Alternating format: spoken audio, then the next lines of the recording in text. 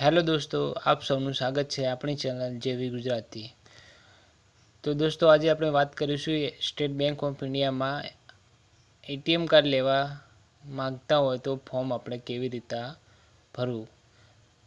ખાસ નોંધ લેવી કે આ ફોર્મ ભરતી પહેલાં અહીં કેપિટલ અક્ષરોમાં જ લખવું, એટલે કે કેપિટલ લેટરમાં જ લખવું। ત્યારબાદ અહીં આપણે તારીખ લખી લેવી।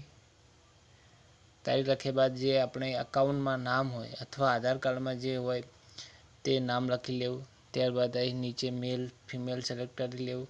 અહીં એડ્રેસ આપણે જે આધાર કાર્ડમાં અથવા પાસબુકમાં જે એડ્રેસ આપેલો હોય તે એડ્રેસ લખી લેવું।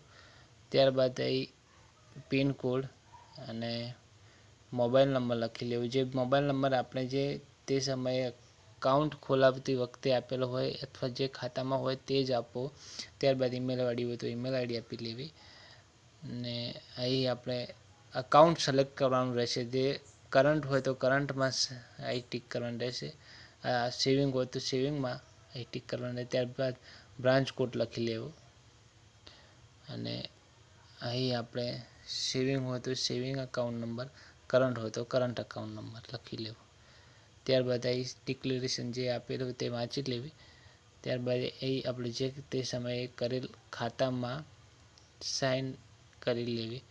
બસ આટલું કરી લેવું તો આ થઈ ગયું આપણે એટીએમ કાર્ડ લેવા માટે ફોર્મ।